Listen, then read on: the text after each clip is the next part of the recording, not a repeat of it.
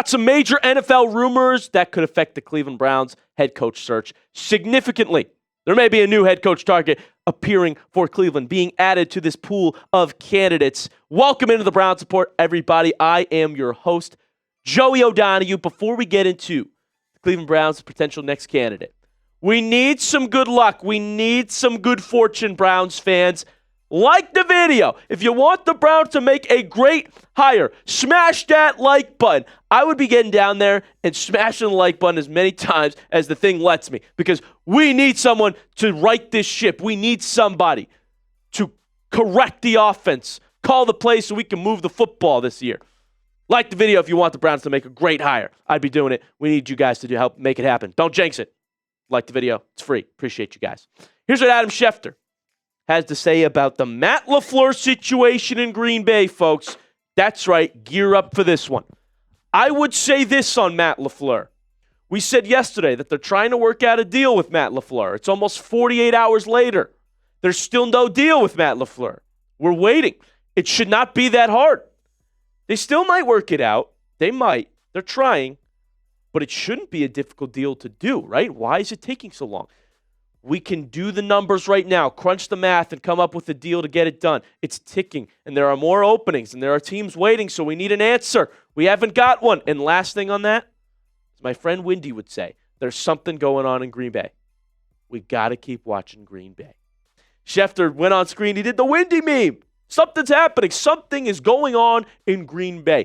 It is very weird that we have no deal yet. We were told those conversations began right after their game, right after they lost. So why, 2 days, 3 days later, is there no confirmed extension for Matt LaFleur? And then Schefter doubled down on it. Said it is, quote, up in the air right now. LaFleur's future in Green Bay. Folks, Harbaugh got fired. Tomlin stepped away. Stefanski got fired. It's very reasonable to assume that a coach like LaFleur could be fired, stepping away, or traded even with a year left on his contract right now. And if he hits the market, immediately Matt LaFleur is a top candidate for every team. I'll tell you that. I don't like him more than John Harbaugh, but as far as coaching candidates go, as ones with success, as ones with longest tenures at the moment in the league, right? Because without Tomlin and Harbaugh, well, LaFleur all of a sudden is one of the more longer tenured head coaches. He shoots up everybody's list. I promise you that. I promise you teams are going to call him up as well. You know, when you look at what he's done so far, 3 NFC North titles, that's a tough division, folks. 2 NFC title game appearances, 5 playoff appearances, but he's got a losing record in those playoffs.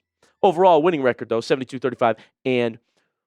And so the thing with Matt LaFleur for me, you know, I'm not questioning his ability or his talent. I'm not saying I wouldn't look at him. But I have noticed some questionable calls from Matt LaFleur in his tenure in Green Bay, and obviously a losing playoff record. Why? One of the biggest games of Green Bay's his coaching career in Green Bay, playoff game against the Bucs, right? So after 3rd and goal, this is incomplete. 4th and goal, you're down 8. Green Bay's on the 8-yard line. LaFleur sends out the field goal unit. Why are you kicking a field goal down 8 at the 8-yard line with 2 minutes left in the ball game? You kick it. Well, what are you doing? You got to tie this thing up. You kick the field goal. You're down 5. You still need a touchdown. So LaFleur has not been perfect. I've watched his tenure in Green Bay. Packers fans are pissed off at him. I will say that for the record. Plus, it's not necessarily likely that LaFleur is fired. What might be more likely is what we hear from an ESPN Milwaukee, Rob Demovsky. It is possible that the Packers are working on an extension. They know LaFleur wouldn't take. Then it makes them look like, hey, we tried, but ultimately we decided we couldn't come to an agreement. Or does LaFleur go in there and say, I want $16 million, and the Packers say no? This doesn't necessarily mean that he's the coach next year and the years after. I think all of those things are in play here. Okay, this is a big development. So you might need a trade for Matt LaFleur. It might be the reason they haven't come to a deal, because it's weird that it hasn't happened. They're going back and forth. It's the negotiation game. They're arguing. LaFleur wants money. The Packers aren't going to give him money. This is possible, that the Packers are lowballing Matt LaFleur, just like that ESPN report says. Okay? A deal that they know he won't take. And all of a sudden he says, well, I want more money, so trade me. There's a year left on his contract. So the Packers, maybe they figure, we're not sold on LaFleur. We don't think he's worth the money. Let's ship him out with a year left on his contract and get some draft compensation for him. And I think he'd be a relatively steep price. Well, if that's the case, now this impacts the Browns even more because he could actually go to Cleveland then. If this is a trade, well, the Packers could somewhat dictate where he goes. Now, LaFleur would have to sign off on it, but he has less say. I don't think, if he's fired, I don't think he comes to Cleveland willingly. Then it becomes like the Harbaugh thing. He's got his pick of situations. And as I reported the other day, the Giants were Harbaugh's top list and Falcons probably next. So, same would be with LaFleur. I think the Baltimore job, the Steelers job would be ones that he would more so consider than Cleveland's. But a trade actually makes it possible for the Browns. And you know what? I'll be the one to make the case for the Browns. Everybody is sleeping on our situation. It is not the worst. Nick Wright today went on his show and said the Cleveland Browns are the worst destination of all the head coach openings, right? All 9 of them. It's disrespectful. We have 2 first-round picks. One of them is in the top 6. We have a top 5 defense. We have the best player in the league, the defensive player of the year, the defensive rookie of the year. By the way, young talent. We've done part of the rebuild. Harold Fannin Jr. is a name to remember for years. Quinshon Judkins, a name to remember for years. I'm telling you, Schlesinger and perhaps Shedeur Sanders pans out as well. It's looking like Sanders will be the starter next year, folks. Wouldn't this be a cool little combo? LaFleur and Shedeur for Le Super Bowl? All right. I won't get crazy here, but it would sound cool. Just going to throw it out there. Dante Moore's going back to Oregon. It's seeming more and more like Shedeur Sanders will be the Browns starter next year. I'll have you guys updated on every update in the quarterback room, but it's possible. Then, if a trade breaks out, that Cleveland would be a suitor. What do you think? Should the Browns go after Matt LaFleur? Type Y for yes, type N for no in that comment section. Let me know where your head's at in terms of the current Green Bay Packers head coach. Current at the time that we filmed this, but like I said, these rumors are hot, ladies and gentlemen, so gear up. Now, if you did have to make a trade for Matt LaFleur, it could be steep. So, this, if he gets fired and it's like sign Matt LaFleur, hire Matt LaFleur, yeah, I'm in. But trade for Matt LaFleur, it's probably a day 2 pick, a 3rd round pick or a 2nd round pick to get Matt LaFleur, and you're hoping, there's a mutual, you're going to extend with us after this 1 year of the contract, right? So you'd have to give up a big draft pick to get Matt LaFleur. You know what? No. I'm not giving up a 2nd or 3rd to get LaFleur. Like I said, I've seen some questionable calls from his tenure in Green Bay. And 2nd or 3rd rounders, well, they're quite valuable lately for Andrew Berry. We got Schlesinger in the 2nd round. We got Quinshon Judkins in the 2nd round. Harold Fannin Jr. was a 3rd round pick. J.O.K. Tillman, day 2 picks. Alex Wright was a 3rd round pick. Those are valuable pieces of our current roster. I don't know what we're getting with Matt LaFleur. Is he the guy that can come in here and completely change the roster we have? I think there's better candidates out there to do that for Cleveland. Younger candidates that we haven't even talked about yet. So I don't think I'd do the trade deal. You let me know in the comment section what you would do. But he's a hire to me, not a trade.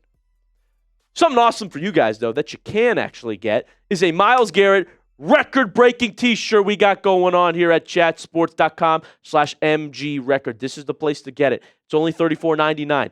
Commemorate the moment where we watched history, Browns fans, one of the brightest points of the season. Got the date on it, Miles celebrating. Capture the moment. Buy the t-shirt as it happened, okay? Chatsports.com/MGRecord. Be an awesome gift, too. Something to tell your kids about. Future years, grandkids. Like, hey, I watched Myles Garrett. I watched him break that record. When they're out there Googling or whatever the heck's invented at that time, who has the NFL single-season sack record, you're going to say, I watched it, and I got a t-shirt the moment it happened for only $34.99 at chatsports.com/MGRecord. record. I'm going to put that link in the comment section and description. Adam Schefter gives us some bad news, Browns fans. The Ravens have now completed an interview with the Browns defensive coordinator, Jim Schwartz, for their head coach position. So here's the thing about that. Well, first of all, the Browns have the ability to block teams from interviewing Schwartz as a coordinator because he's under contract. But if he's given a head coach offer, Schwartz is allowed to do that. He's allowed to go take a jump, a promotion somewhere else. The other report we have, apparently the Browns are telling candidates that they want to keep Jim Schwartz. Their head coach interviews, they're saying we want to keep Jim Schwartz. And absolutely, we want to keep Jim Schwartz. I want to keep Jim Schwartz. You want to keep Jim Schwartz. But it's a slippery slope to tell your new head coach candidates that you want that you can't change the DC. You know, I mean, someone like Harbaugh, for example, that's not enticing. What if Harbaugh wants to bring his own defensive coordinator? And you're saying, well, no, you're keeping Jim Schwartz. Harbaugh can have any job he wants. He's not going to listen to you and your demands. So it gets tricky when you tell them you have to keep our DC, right? Because a head coach can bring their own guys when you hire them.